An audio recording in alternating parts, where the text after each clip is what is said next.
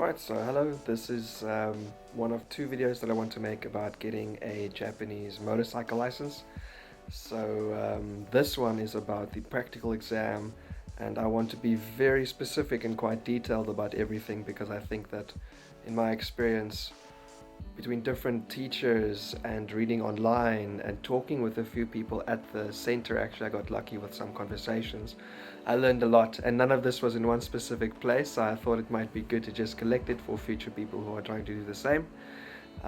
So in the other video I'm going to add a few other things that are useful to know for the actual practical exam as well. So I mean, enjoy it if you want, but this is going to be the nuts and bolts of passing the course. The other video's summary is basically do your homework. So firstly, there's an unexpected but very logical physical strength test. So I did the test this morning and I didn't understand why they called me outside. But I did Orgata, so the biggest level that you can. So this is 700cc and up. And the test is to see that you can physically handle a bike of this size. So they first gave me a small bike that I could just, do a few circles with, just to show that I can stay on a bike. After that, they gave me a really, really heavy bike. Not the bike that we actually did our exams with. So I think this is maybe an older version, which is actually a bit heavier. So the first thing I had to do with it is I had to push it through a small 8-shaped like pattern that was painted on the ground. This was very tight, and the handlebars pretty much had to lock in either direction to make the turn.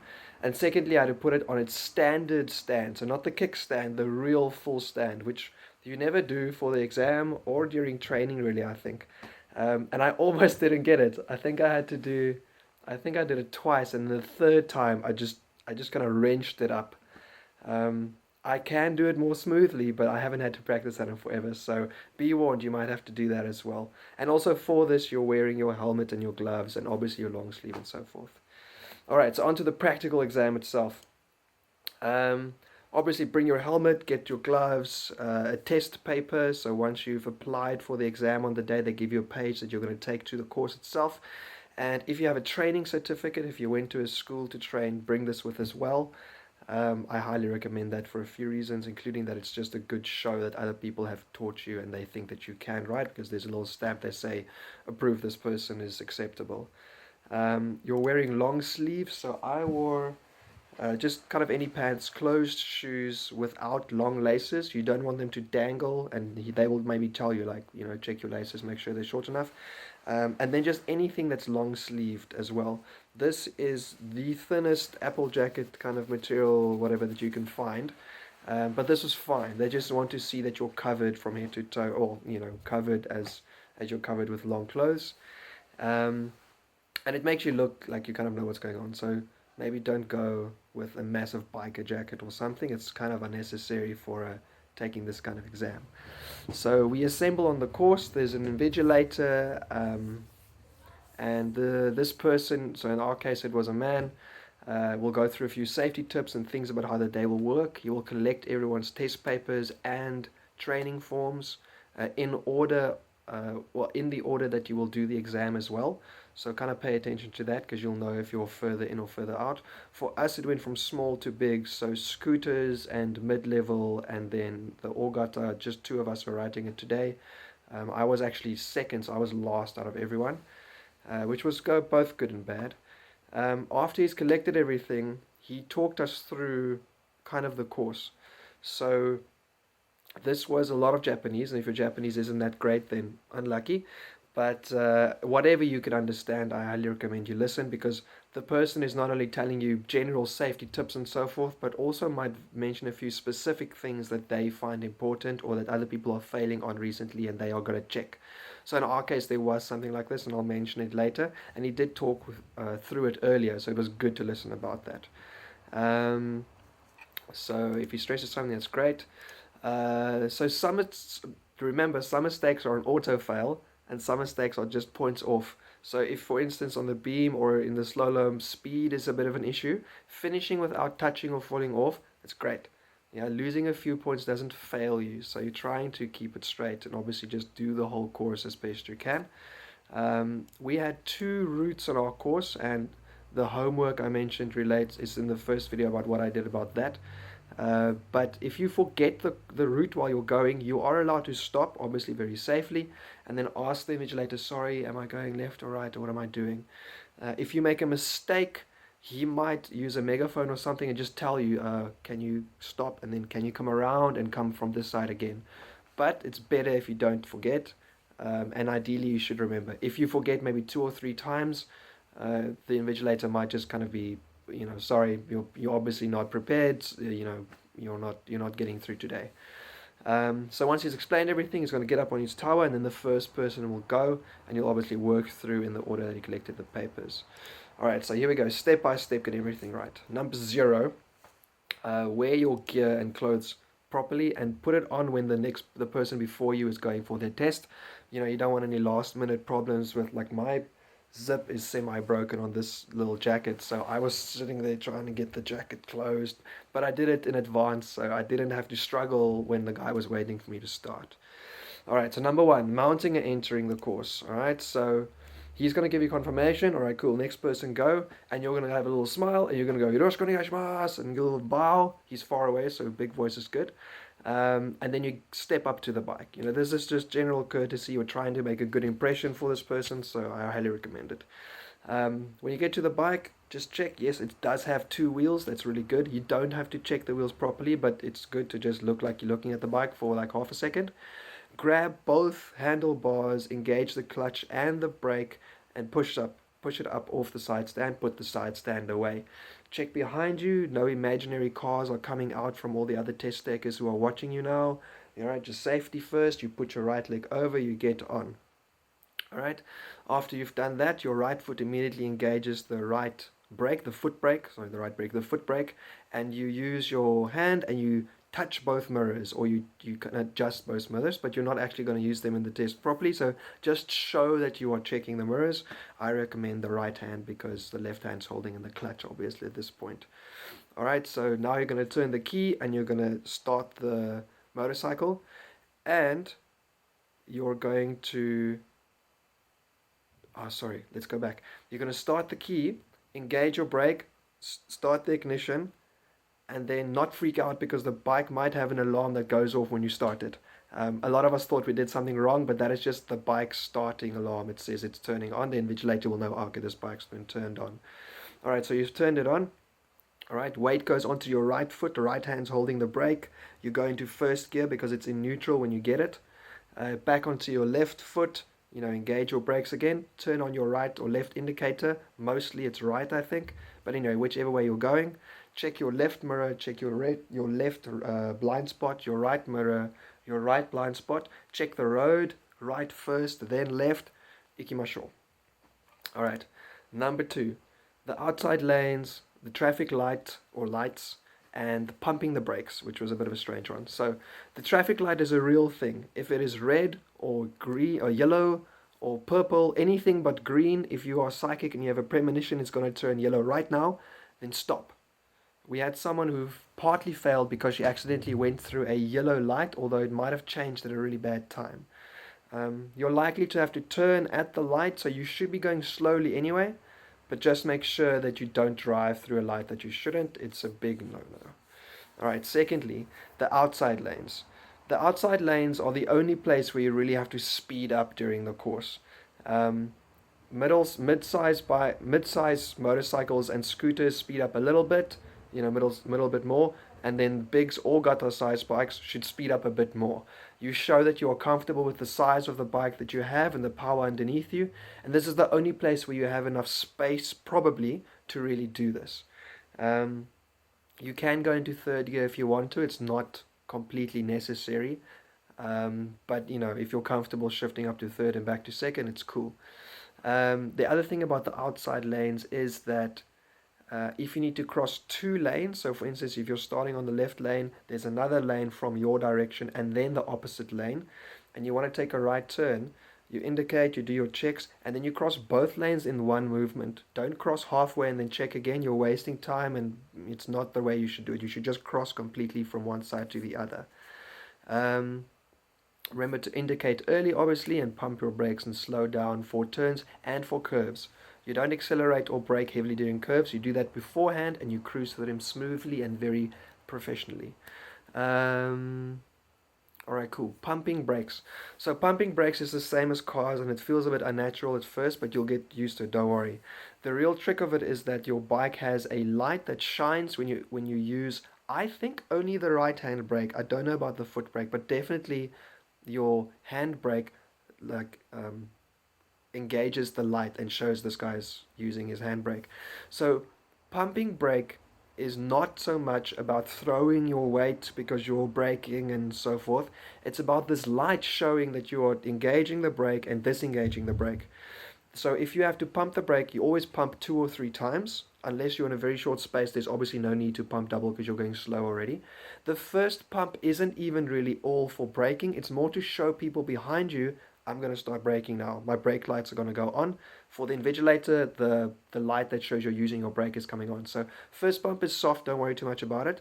And then the trick that I learned was let go completely of the brake. Don't swing your hand up, just completely let go, because on the bikes that I practiced with, the light indicated as soon as I started to pull the brake, even though the brake wasn't engaging yet, and then it started to engage. So when I trained and I pumped, I didn't completely let go, and the light shined the whole time. So even though the teacher could see me kind of going like this because I was braking, the light didn't change, and therefore I was not pumping brakes because process.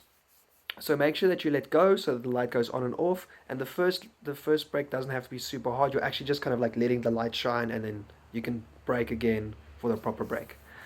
And I think that's it for that. Right, number 3, signaling, checking and turning, and stopping and going. So for signaling, you always engage your signal about 30 meters before where you want to go, unless it's impossible because it's too soon or you're coming out of something. All right, so 30 meters is where you start indicating. Even if there are other things going on between you and the turn you want to do, you indicate for your turn. So in our exam, to enter the beam where you have to stay on it for a certain amount of seconds and not fall off, you had to take a right turn. Before that was a four-way junction. Before that was the train track. So I indicated for the beam at the train track already, then went over the train track, went through the junction, and turned into the beam. It feels a bit strange because you're indicating for something you're not doing, but the point being that you always should indicate ahead of what you're doing, sufficiently ahead of what you're doing. Alright, disengage your signal when you're finished doing whatever it is you're doing. It just makes you look good. If you forget your signal on, it's not like a car, it doesn't go off. So it's a good thing to disengage as well.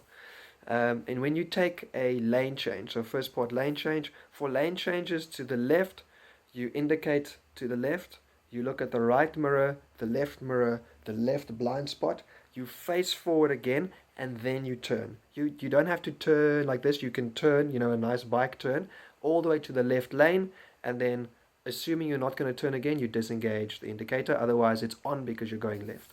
For the right side lane, it's the same thing. You indicate to the right, you check your left mirror, right blind spot, face forward, ikimasho, onto the right line, and then either kill the indicator, or if you're going to turn, then that's what you're doing. If you're making a left turn, you stay on the left side, obviously. You should be indicating 30 meters ahead of what you're doing. Unless it's part of a lane change, then probably your indicator is already on, right? You should be pumping the brakes a little bit. We want to see the light go on and off. And then you want to check right for oncoming traffic because you're turning into this lane. On the opposite side, if you're taking a right turn, you should be indicating 30 minutes before. Unless it's part of a lane change, then obviously your light's already on. You want to be pumping a little bit. We want to see that. And then, because you're entering onto the opposite lane, you check right and you check left, and you're going, and you go all the way onto the left side of the lane you're going to be in again, obviously. I'm just trying to make sure I can see all the notes I made. So many, sorry. Alright. A note. If you're turning into a road and you will be turning right again within 30 meters or so. Stay on the right side of that road. Don't go to the left, because if you go to the left, now you have to do a lane change and you have to turn, so it becomes a little bit jumbled. So, for example, you're turning right and you're going to turn right again very soon afterwards. So you're doing this whole change, you're doing this whole right turn correctly, but when you turn into that lane, stick to the right side of that lane, stick to that line, because you're going to be turning right again. If you're doing a left turn and you're going to do a right turn after that, do the left turn normally, but don't stick to your left line. As you turn in, kind of wander off it and go across the lane to the right side. When you hit the right line, now you're ready for your right turn again as well. All right, you don't want to be changing lanes extra if the next turn is within 30 meters or so, because it just becomes more hassle and more difficult to do properly. It's not safe to be able to turn and check a million things at the same time. All right, so when you're stopping normally, you want to gear down to first just before you stop, obviously. If you forget to do that, then obviously you can stop, handbrake in, weight onto your right foot, change your gear to what you need of first, then obviously back onto the left foot, but ideally gear down before you stop. Put all your weight onto your left foot as necessary when you stop. Don't risk your right foot, because if you use your right foot, it's a penalty. You're not supposed to stop with your right foot, because your right foot's your brake, obviously. And when you stop, make sure you engage all your brakes and your clutch, obviously. If you forget to shift down, I already said that. When you're departing at the start, in front of the beam, and taking off for your emergency stop, and after your emergency stop, you do a forward check. You're checking the mirror, the blind spot, left first, mirror, blind spot, right first, and you're facing forward again. This facing forward part is just so that you don't start moving the bike somewhere when your head is looking somewhere else. That's considered dangerous and you're going to be losing points. When you are departing from a stop sign or maybe from the train track, you check both sides of the road, and then you proceed with the turn that you have indicated, or you go across if it's a straight, stuff like that. Just a note, and I'll emphasize it again later. If you're stopping and you're going to start entering a road from behind an obstacle, you're going to be much slower, and you are allowed from behind the obstacle to put your foot down while you're checking for safety, but we'll get to that in a second. Number 4. All right, the beam, the slalom, and the train bumps. So for the beam, this is considered one of the more scary things to do. For big bikes, we have to do 10 seconds or more on it. You stop, you go from a stationary position, so you're obviously in first gear. Doing it faster is okay, because you lose points every second that you're too fast, but you don't fail. So if you fall off, you fail. If you go too fast, you lose points. But ideally, you're obviously going to take more than 10 seconds and do it smoothly. They time you from when your first wheel goes up to when your front wheel goes down. So when you go up, you can do it slowly to buy yourself some time. But when your wheel goes down again, there's no need to continue going slow, because they've stopped their time already. So you can just proceed off. Don't risk, wobbling off your last wheel. Just get off the beam. It's okay. Don't use brakes. It causes you to lose your balance much easier. So you're getting on slowly, and you're only really going to use your clutch. Your handbrake if you have to, but ideally no brakes. Don't brake on the beam. It's dangerous. You might fall off. It sucks. So you're getting on with a little bit of clutch and potentially a little bit of petrol, because you're just starting very slowly, and then you're just clutching in and out. The clutch is the secret weapon. If you need to go slower, you're buying some time, you pull in your clutch. If you're starting to wobble a little bit, or you think you're going to lose your balance, or obviously you are, you don't need to stay on much longer, give it a little bit of the clutch. Don't let go completely. Clutch control helps you to regain your balance, move forward, but you can stay within the amount of time you need. So you can go slowly enough to do your 10 seconds or whichever amount you need to do.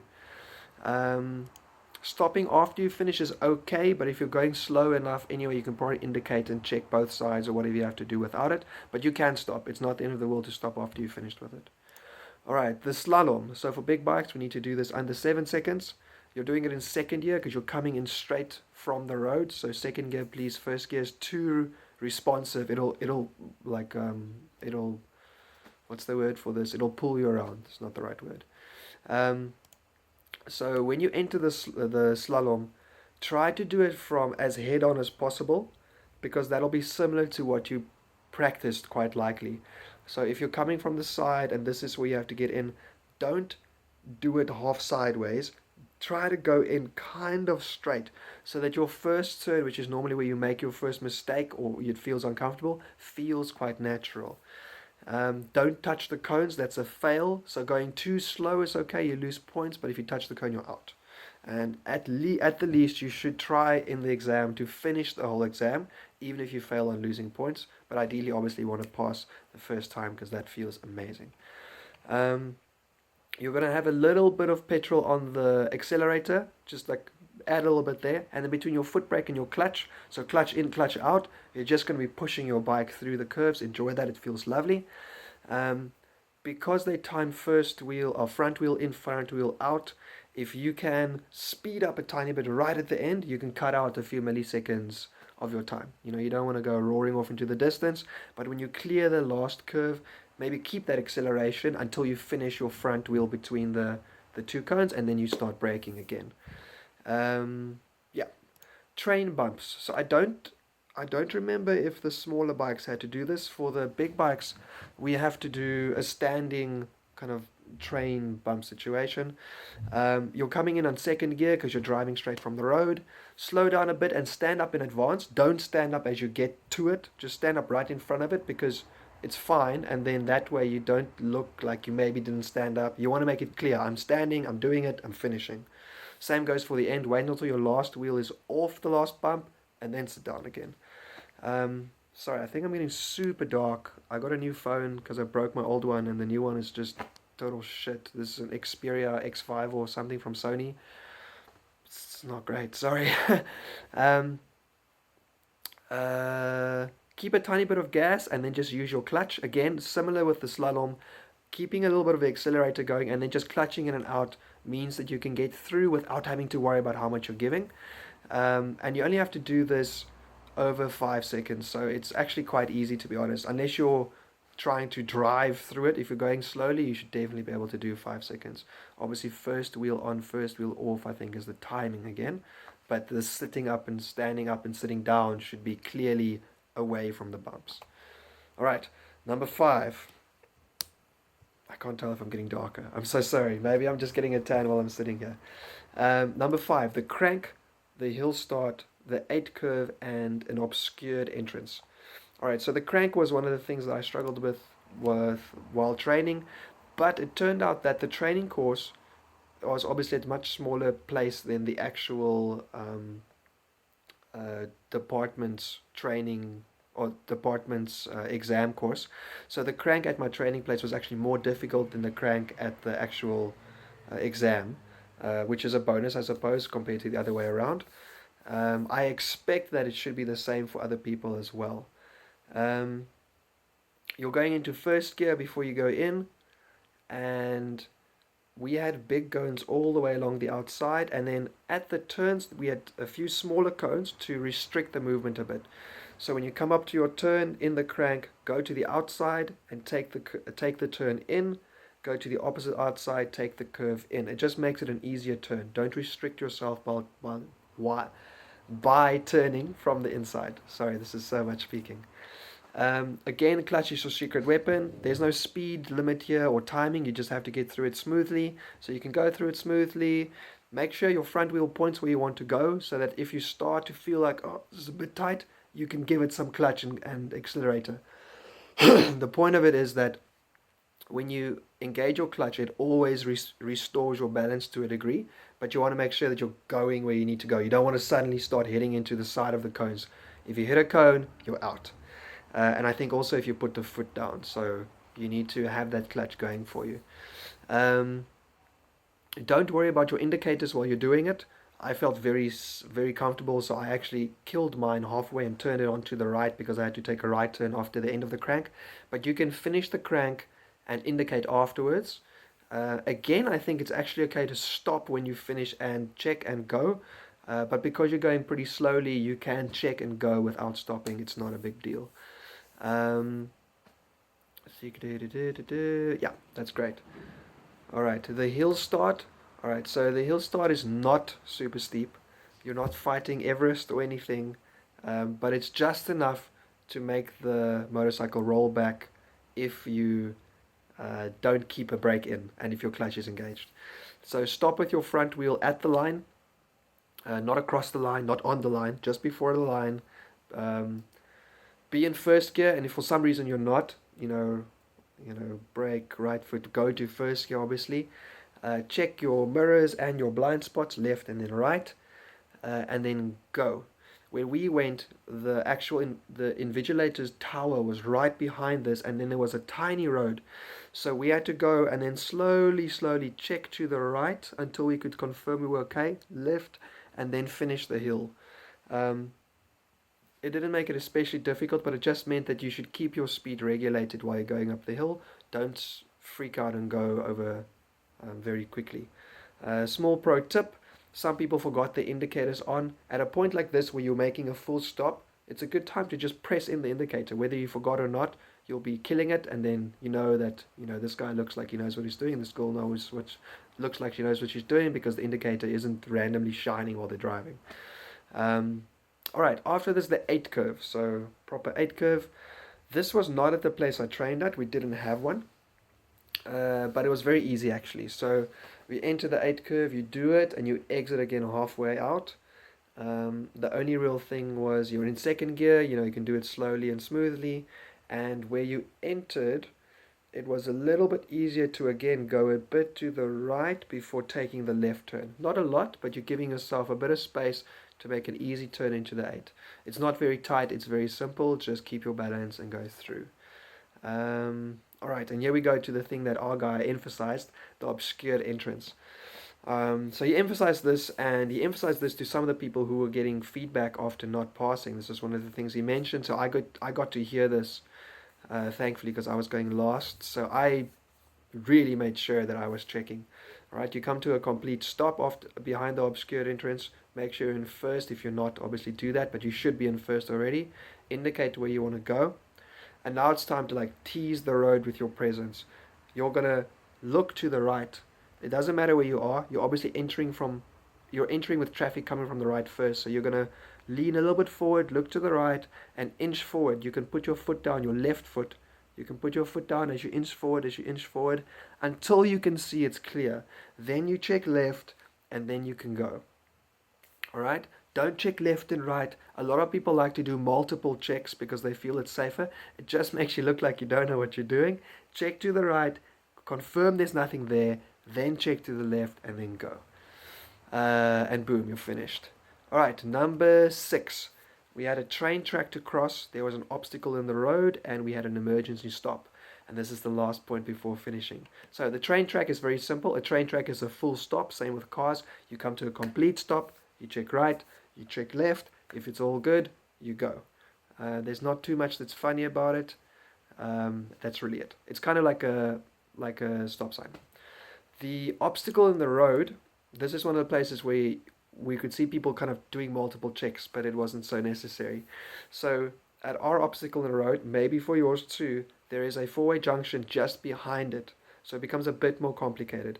So you're coming in on the left lane of the road, obstacle. Turn on your right indicator, left mirror, right blind spot.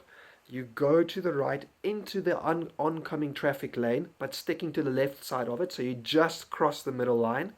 Alright, you switch your indicator back to the left. Now this is where we went through a junction. So before you start checking for your left turn, you check the junction.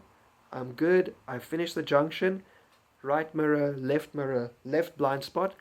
Back into my lane, back onto the left line.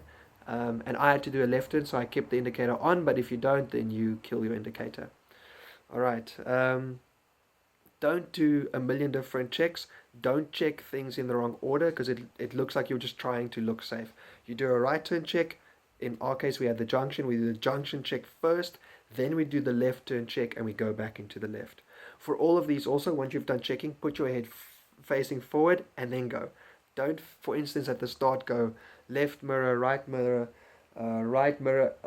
blind spot, and then as you finish the right blind spot, start turning your head. Put your head forward and turn. It just looks cleaner. They know that you're doing it right. Alright, Emergency stop. This is the last one before finishing.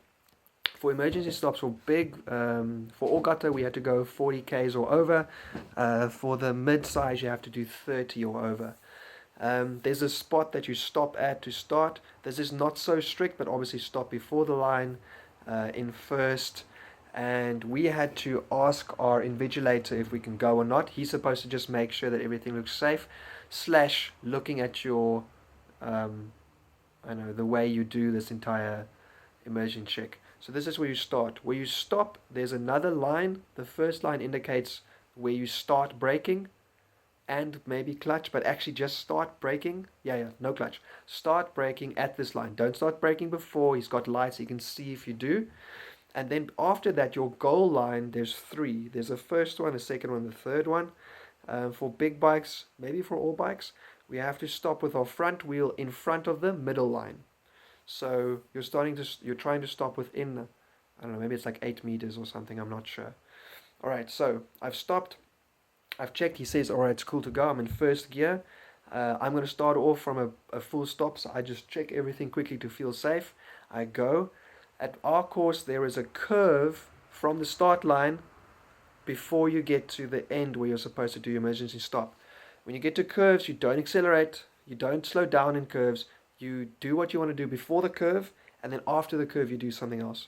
So I departed, I departed, I went into second gear, smooth, normal speed around the curve, and then once you see it's a clear line, a clear road between you and where you're supposed to get the emergency stop done, then you start speeding up.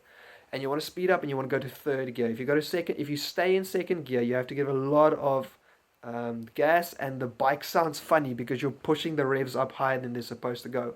Go into third gear, and aim for the middle of the goal line. You'll see that they tend to have dashes instead of a solid line, so there's 2 dashes, 2 dashes, 2 dashes. You want to put your bike in the middle of these. It also just means you're a bit safer. You're not on the side of the road, you're a bit closer to the middle of the lane. Alright, so I've finished the curve, I start speeding up. I'm in third gear to get there close enough. I have to do 40 k's an hour, so I'm looking for 42 on my speedometer. The reason being, and I want to get to 42 ahead of my line, my goal line, because I don't want to finish 42 and immediately start stopping. I might make a mess of it. I want to get to 42, see the goal line, and then as I get to the goal line, relax my accelerator, because I'm still over 40, so my light is still shining, and then start engaging both my brakes. So engaging the brakes, no one does this, because then they slide, that's crazy. But you want to do a steady, firm, and like kind of accelerating brake. So you go like, you start braking and then you finish it. So start and finish, alright? Disc brakes and other things work very well, and you get the best results if you start a little bit softer and then you finish it. So don't just slam them on, it's a bad idea. Your clutch is unnecessary until you basically come to a stop. So vroom, alright, don't engage your clutch just when you get to the brake line. You're not supposed to. Alright, you've come to a complete stop. You've stopped in front of the 3 goal lines. You've stopped with your wheel in front of the second one, not on it, in front of it. Sweet. Engaging the clutch, your right foot goes down, your left foot puts you back into first gear. Alright, your back right brake engaged. You put your right indicator on, you do a check for the mirror and the blind spots, and then you start again and you turn off that right indicator. Alright, don't leave the indicator on, don't forget to do your checks. If you miss your line by a bit, you go a bit too far, then it's okay. I think you just lose some points. If you go a bit too soon, then I think you're being an idiot, because you know what you're supposed to aim for and you're going slow enough to stop before that, then you can probably go a little bit further and stop at the right line. Alright, number 7, finishing. So you return to the box where you got the bike from, unless they tell you to put it in a different one, but they won't. So you put it in that box, a little bit to the left side if you can. You come to a complete stop, no indicators or anything flashing anymore. You engage everything. Alright, you put the bike in neutral. Don't leave it in first, put it in neutral for the next person, or even if it's finished. I was the last person in my case. And I had to do the neutral 4 times because I couldn't get it. I can get first, and if I push it up, then I go to second immediately. Probably it was a bit of the adrenaline as well, because at this point I thought I might have it and I was really excited. So just relax and put it into neutral. If you have to try again, that's okay. You're not going to fail for having to put it into neutral a few times to get it right. I did it 4 times. It's fine. All right, you put it into neutral. All right, and then you didn't forget your indicator, right? Then you turn off the bike. All right, so now the bike is off. You do your right mirror, right blind spot check. None of those imaginary cars coming from where the other test takers are standing. No, you're good. You get off, still engaging the clutch and the brake. You put the kickstand on, and you slowly let the bike stand, and you let go of everything, including the handlebars, and you're done. You now breathe a massive sigh of relief and try not to be too cocky because you probably passed the exam. All right. The final bit. So if you did pass, then you have to go back to the center and you're going to have to go pay for your license. In my case, I still have to do the first aid course. So although I passed the exam, I can't get my license until I show them or give them my certificate from the first aid course. So I'll go do that next week and then I'll go pick up my license itself. But if you have that done, then all gold to you. You can just pay for your license and it's good. If you failed, the invigilator is supposed to give you a little bit of feedback to some degree. I've heard that they don't always do that. In our case, he gave everyone feedback except me, but I passed in the end, so that was pretty sweet. I was glad. But if I failed, listen to what he says. From what I saw from the other people and the feedback they got, it helped me when I was still going to go, and it helped them because they know the thing they did wrong that they should change for next time. No one likes to fail a test, no one likes to fail an exam, you feel shitty afterwards, but listen, pay attention, this could be the reason that you pass next time. Alright, and that is 37 minutes of detailed work about passing the practical exam. I don't know if I got anything, but I think at this point you probably don't want to listen to anymore, so I'm going to leave it. If you haven't looked already, the other videos about the process of applying and everything else you have to do, I thought I would do a short video about that as well, but this was obviously the bulk of it, so good luck. Same as with the car license video, if you have any questions or something, please ask. I really enjoy sharing what I've learned because I enjoyed learning, and then sharing just gets me to enjoy it a second time. And best of luck. It's not that hard. You can pass the first time.